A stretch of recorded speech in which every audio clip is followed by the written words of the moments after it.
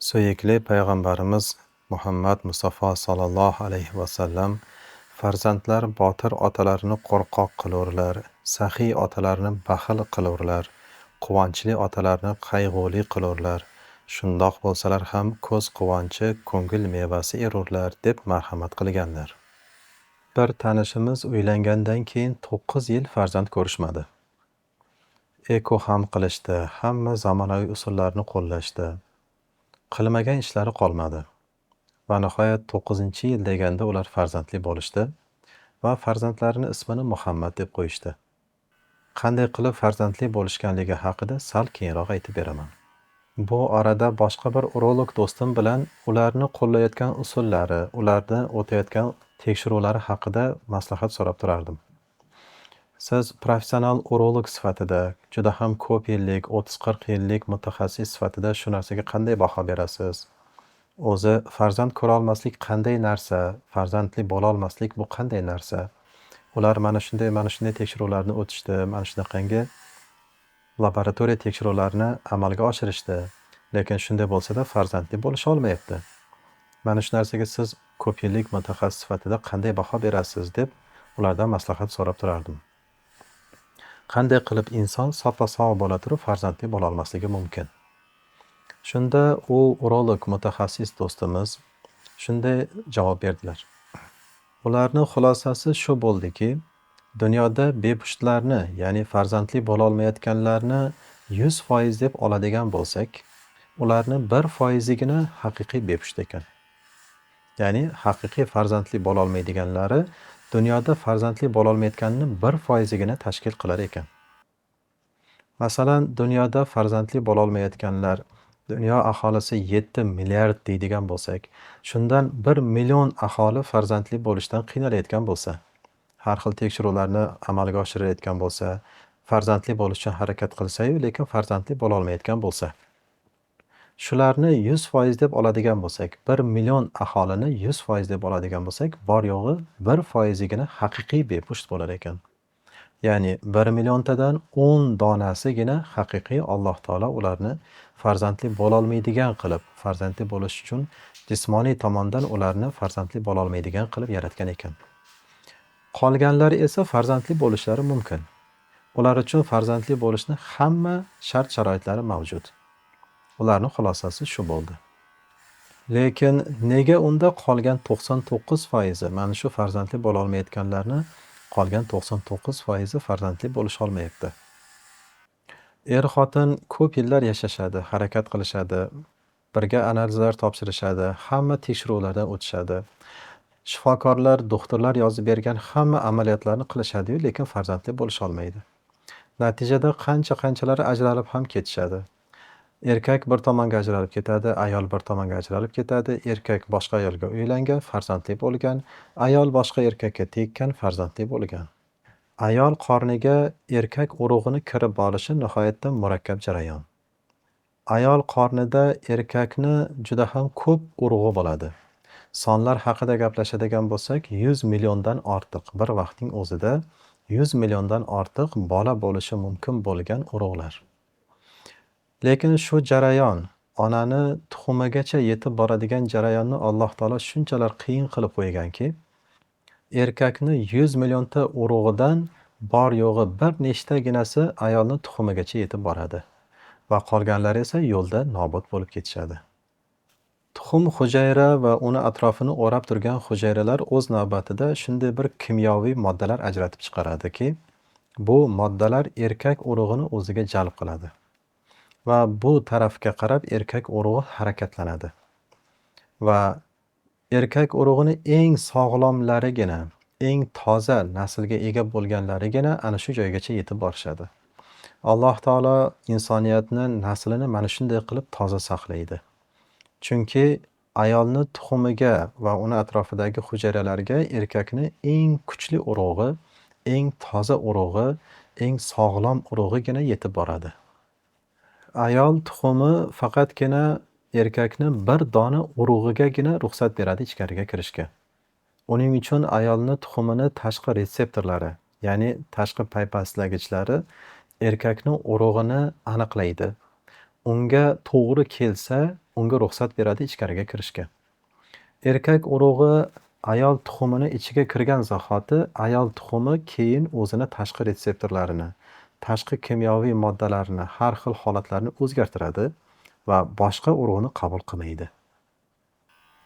Lekin mana shu joyda olimlarni yoqa ushlatgan bir voqea hodisa sodir bo'ladi. Ya'ni ayolni tuxumi erkakni urug'ini tanlaydi. Ya'ni ayol erkakni tanlaydi bu yerda. Erkakda tanlov emas, balki ayolda tanlov. Ayolni tuxumi spermatozoidni, ya'ni erkak urug'ini tanlaydi. Lekin tanlash jarayoni shunchalik bir mo'jizali jarayonki, agar ana shu ayolni tuxumiga tanlashga har bir urug'ni tanlash uchun 1 soniyadan vaqt ketadigan bo'lsa, ya'ni o'ziga to'g'ri keladigan urug'ni tanlash uchun 1 soniyadan vaqt beradigan bo'lsak, 3 yil vaqt kerak bo'lar ekan. 3 yil vaqtdagina ana shuni tanlash imkoniyatiga ega bo'lar ekan. Lekin Alloh taolo ana shu jarayonni shunday to'g'rilab qo'yganki, ana shu urug'ni shunday tanlaydiki, ma'lum daqiqalar ichida topib oladi. O'ziga to'g'ri keladigan erkak urug'ini ayol tuxumi ma'lum daqiqalar ichidagina tanlab oladi va uni qabul qiladi. Undan keyin boshqa urug'ni qabul qilmaydi va tashqi qobig'ini mutlaqo o'zgartirib, o'zini tanimas holatga keltirib oladi. Urolog do'stimdan so'radim. Er ham, xotin ham sog'lom bo'lsa, vitaminlarga boy ovqatlarni yeyishayotgan bo'lsa, hayotlari totuv bo'lsa, hech qanday shamollash bo'lmasa, borini ham ular davolashayotgan bo'lsa, sayri sayohatlar, hayotdagi ko'ngil xushliklarni gapirmasa ham bo'ladi. Lekin nimaga shuncha ishdan keyin ham, yana eko qilgandan keyin ham ular farzandli bo'lmayapti unda? Shunda do'stim bir qiziq faktni aytib qoldi. Do'stimni, ana shu urolog do'stimni, mutaxassis do'stimni aytishiga qaraganda, ular yaqin orada bir juftlikni eko qilishgan. Ana shu urug' tanlashi uchun, qiynalmasligi uchun eng aktiv urug'ni tanlab, kerakli sohagacha olib borib qo'yib chiqishgan. Va endi bitta-yu bitta qolgan ish ana shu tuxum urug'ini o'z ichiga qabul qilish kerak va u faollashishi kerak. Shunda ma'lum bir vaqt o'tgandan keyin juftlikni chaqirib ularga tasvirni ko'rsatishibdi. Shifokorlar ham bu yerda yoqa ushlashgan. Ular hayratlangan holda tuxum va urug'ni bir-biriga teskari qarab, xuddi arazlashgan odamlar xo'mrayib turganiga o'xshab bir-biriga orqa o'girib turganini ko'rsatishgan. Ya'ni bu yerda odam tanlaydi deymiz-ku biz. Odam tanlaydi deganimiz bu yerda ular tuxum tanlayapti va urug' tanlayapti. Bir-biriga teskari turgan holda, bir-biriga xo'mrayib turgan holda bir-biridan arazlashib, bir-birini qabul qilmasdan turishibdi. Hali urug'lanmagan ona tuxumi, hali tuxumni ichiga kirib qovushmagan ota urug'i. Ikkalasi bir-biriga arazlashib, urishib qolib, arazlashib o'tirganday teskari qarab o'tiribdi. Bunisiga nima deysiz? Biz-ku odam tanlaydi deymiz. Nimaga odam tanlaysan? Nimaga kibrlanasan? Nimaga katta ketasan? Nimaga doim o'zingni ustun qo'yasan deymiz. Lekin ana shu zim-zimiston qorong'ida, onani qorni ichida, 1000 qavat terini ichida, hattoki agar bir-birini tanlamaydigan bo'lsa, bir necha daqiqadan keyin ular o'lib ketadi ham hattoki. Lekin hattoki o'lib ketishiga ham ular rozi. Sen yalin, nega men yalinarkanman, nega men qararkanman, sen o'zing qara menga qabilida ular bir-biri bilan arazlashib o'tiribdi. Biz insonlardan xafa bo'lamiz, lekin hali odam bo'lib ulgurmagan, hali hech narsa bo'lib ulgurmagan, hali hattoki bir-biri bilan qovushib, kichkinagina bitta hujayrachaga ham aylanmagan bir narsa shunchalik o'zlarini xarakterlarini ko'rsatyapti. Demak, biz odamlardan xafa bo'lmasak ham bo'lar ekan. Ana shu urug'cha va tuxumcha o'zlarini kibri yo'lida, o'zlarini kibri havosi yo'lida o'limga ham tayyor hattoki. Chunki bular agar qovushmaydigan bo'lsa, ular bir necha daqiqadan keyin o'ladi ikkalasi ham. Lekin Alloh taolo qodir zot. Alloh taolo ana shu ikkala tuxum bilan urug'ni bir-biriga yuzini issiq ko'rsatib qo'yishga ham qodir. Agar Alloh taolo ana shu urug'cha bilan ana shu tuxumchani bir-biriga issiq ko'rsatadigan bo'lsa, ular qovushadigan bo'lsa, oradan 9 oy o'tib bir bolacha dunyoga keladi. Bir farzand bu dunyoga mehmon bo'lib kelib, bir oilani quvonchga to'ldiradi. Gapni bir tanishimni 9 yil farzandli bo'lolmagani va undan keyin o'g'il farzandli bo'lib, ismini Muhammad qo'yishganidan boshlagan edim. Xullas kalom shuki, bu tanishimiz 9-yil deganda genotexnologiya degan laboratoriya markazi haqida eshitib qoladi va ularga murojaat qiladi. Murojaat qilganda genotexnologiya markazidagilar ularga aytishadi: "Biz tekshirishimiz mumkin bo'lgan barcha tekshiruvlarni qilib bo'libsizlar. Yillar mobaynida hammasidan o'tib bo'libsizlar. Hammasi muvaffaqiyatli va yaxshi chiqqan. Lekin biz qilishimiz mumkin bo'lgan yana bitta ish bor. Ana shu ishni qilmagan ekansizlar. Biz ana shu ishni qilib berishimiz mumkin" deyishibdi. Lekin bu amaliyot qimmat amaliyot, $500. Kamiga bu amaliyotni narkoz bilan qilinadi. Agar rozi bo'lsanglar, mana shu amaliyotni qilib beramiz debdi. Shunda tanishim kulibdi. Biz bunaqangi $500 qanchasini ishlatib yubordik. Chiqmagan jondan umid. Mayli, buni ham qilamiz. Chunki buni ham qilmaydigan bo'lsak, oilamiz ajrashish yoqasiga kelib qolgan. Ajrashgandan ko'ra, ana shu ketgan 1000 dan biri yana $500 keta qolsin.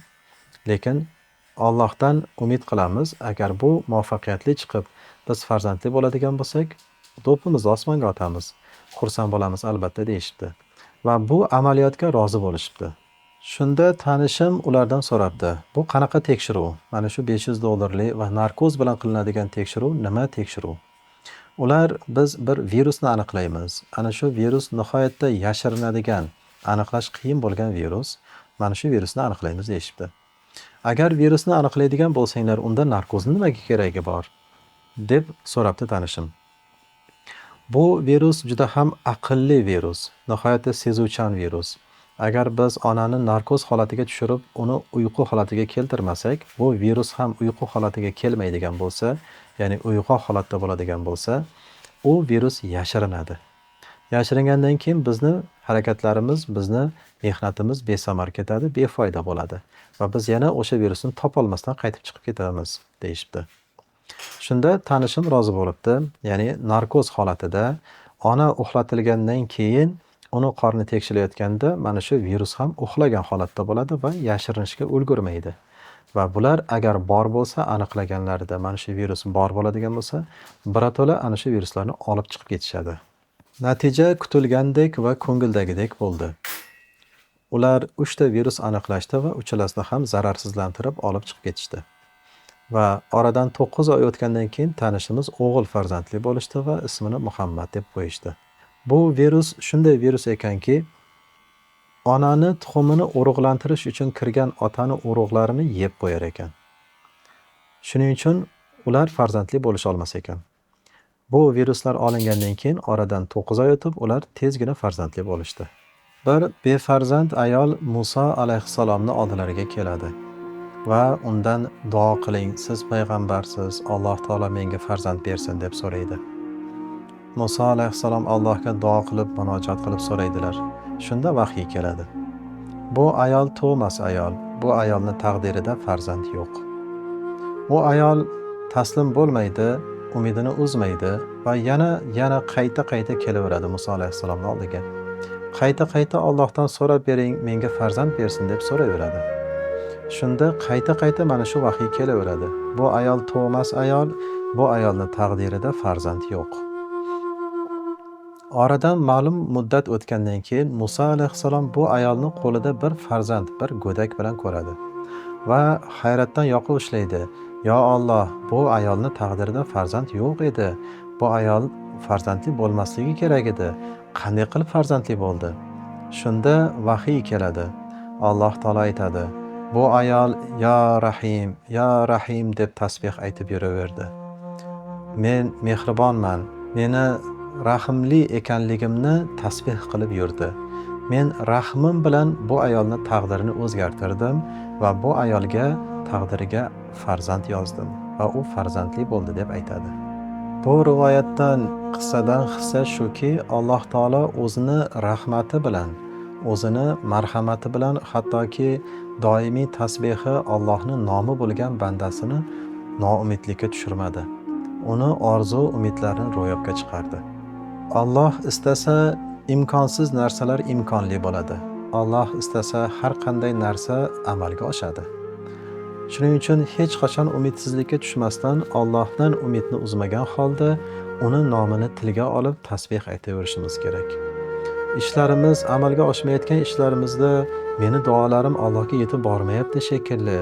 Alloh meni eshitmayapti shekilli. Men mana shunaqangi Allohdan uzoq bandaman shekilli demasdan, Allohni mehribonligidan umidimizni uzmagan holda Allohning nomini tilga olib, undan umidvor bo'laverishimiz kerak. Allohdan umid uzilmas. Hech qachon Allohdan umid uzilmas va hech qachon o'ylamaylikki Alloh bizni eshitmayapti deb. Alloh eshitguvchi va mehribon zot. Har qanday narsani, har qanday bizni niyatlarimizni eshitadi. Aytgan va aytmaganlarimizni qalbimizdan bir martagina nomigagina o'tkazganimizni ham hattoki Alloh taolo eshitadi. Bizni Allohimiz ana shunday mehribon zot. Bizni Allohimiz ana shunday zo'r Alloh. Farzandlar botir otalarni qo'rqoq qilurlar, saxiy otalarni baxil qilurlar, quvonchli otalarni qayg'uli qilurlar. Shundoq bo'lsalar ham ko'z quvonchi, ko'ngil mevasi erurlar. Shunday azizlar. Botir, qo'rqmas ota-onalar farzandlari uchun xavotirlanib, joyi kelsa qo'rqoqlik ham qiladilar. Saxiy ota-onalar farzandlarini ravnaqi uchun boshqalardan qizg'anib, bolamga bo'lsin deb baxillik ham qiladilar. Quvonchli ota-onalar farzandlarini ishlari o'xshamasa, sog'ligiga putur yetsa, ko'ngillariga qayg'u tushadi. Lekin baribir farzand shirin. Ularni ko'rganimizda ko'nglimizga quvonch kiradi. Ularni sog'inamiz. Ularni deb uyimizga shoshamiz. Alloh taolo hech kimni farzand tirnog'iga zor qilmasin. Alloh taolo hech kimni farzand dog'ida qovurmasin. Alloh taolo bizlarni faqat va faqat farzandlarimizning xush xabarlarini eshitib, ularning ravnaqini ko'rib, ularning muvaffaqiyatlarini eshitib, doim suyunchli xabarlarni eshitib yurishimizni Allohim o'zi nasib etsin. Bu yo'lda Allohim o'zi yor va madadkor bo'lsin.